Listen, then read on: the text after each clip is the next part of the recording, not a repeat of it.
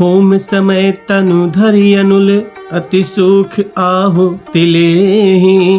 विप्रवेश धरि वेद सब कहीं विवाह विधि देहि।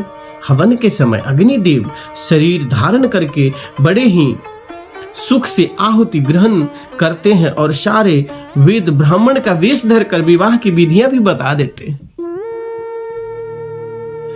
जनक जी की जगविख्यात पटरानी और सीता जी की माता का बखान तो हो ही कैसे सकता है।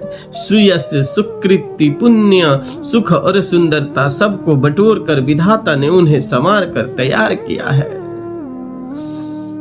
समय जानि मुनि बंधु बुलाए सुनत सुहासिनी सादर आए। समय जानकर श्रेष्ठ मुनियों ने उनको बुलवाया। यह सुनते ही सुहागिन स्त्रियां उन्हें आदर पूर्वक ले आई। सुनैना जी जनक जी की पटरानी जनक जी की बाईं ओर ऐसे शोभ रही है मानो हिमालय के साथ मैना जी शोभित हो।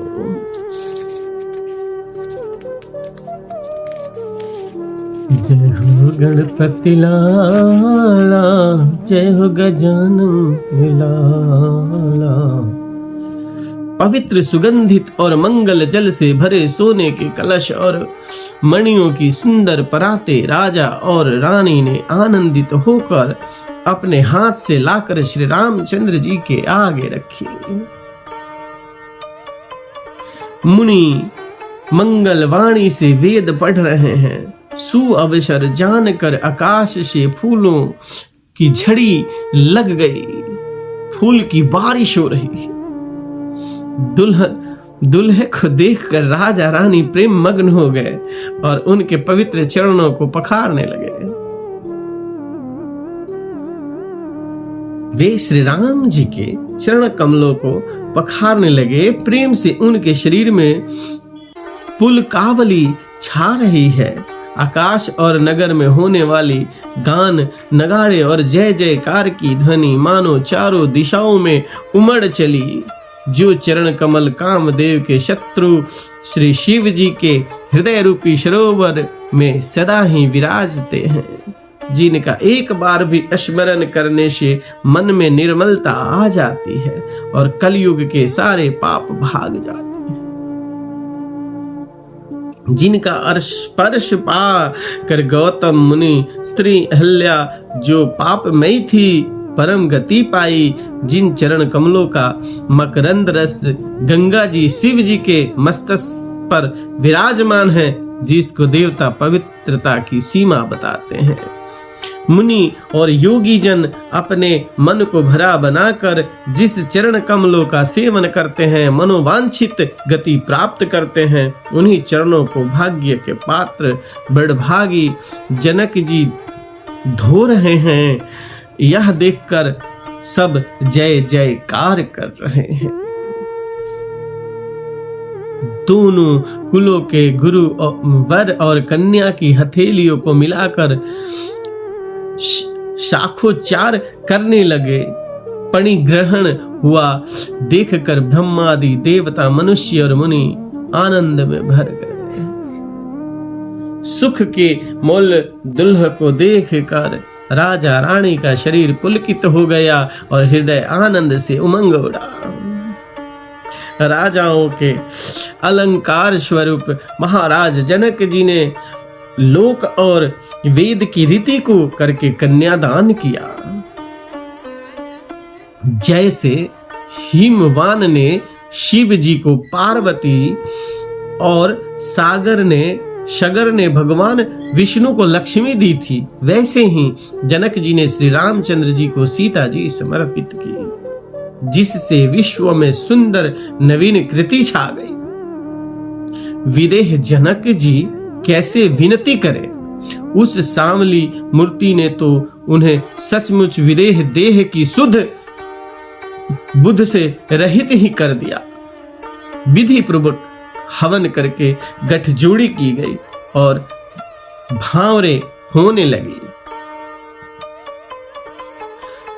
जय धुनि बंदी वेद धुनि मंगल गान निशान, सुनि हर्षि बरसहि विबुध सुरतर सुमन सुजान।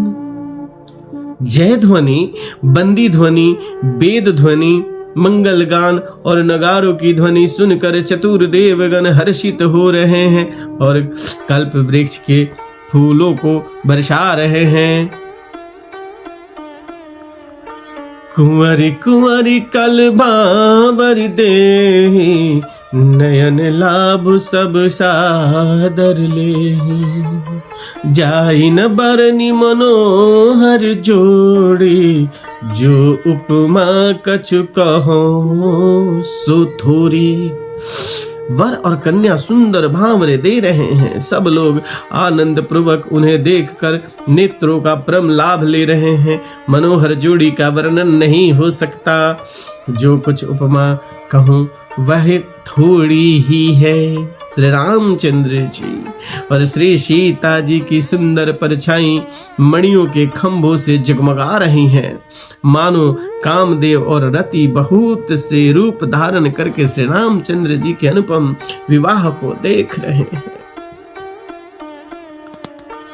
दर्श लाल सा सकुच न थोरे, प्रगटत दुरत बहोरी बहोरी।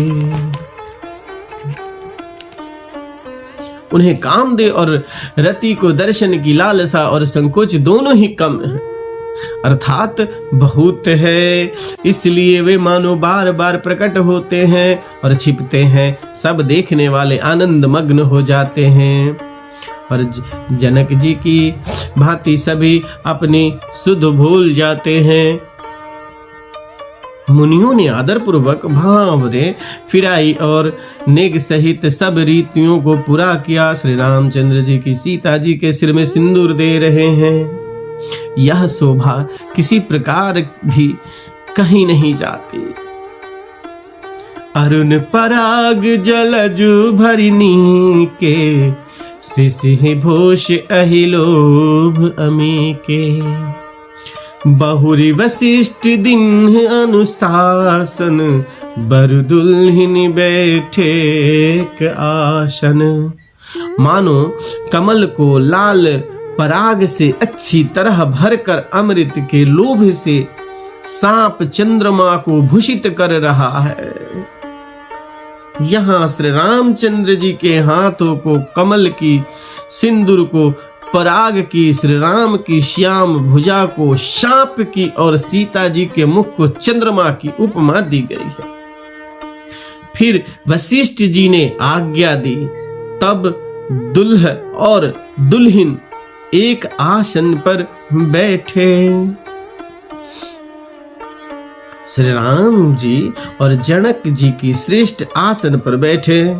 श्री राम जी और जानकी जी श्रेष्ठ आसन पर बैठे। उन्हें देखकर दशरथ जी मन में बहुत आनंदित हुए। अपने सुकृति रूपी कल्प वृक्ष में नए फल आए देखकर उनका शरीर बार बार पुलकित हो रहा है। 14 भुवन में उत्साह भर गया। सबने कहा कि श्री रामचंद्र जी का विवाह हो गया।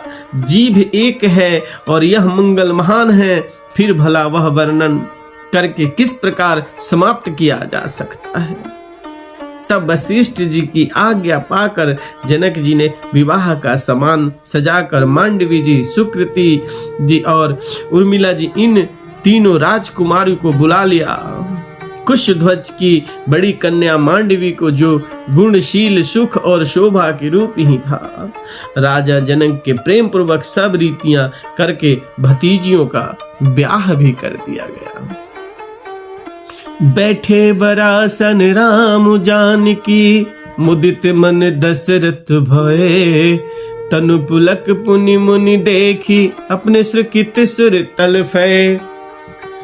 जानकी जी छोटी बहन उर्मिला को सब सुंदरियों में शिरोमणि जानकर उस कन्या को सब प्रकार से सम्मान करके लक्ष्मण जी को ब्याह दिया।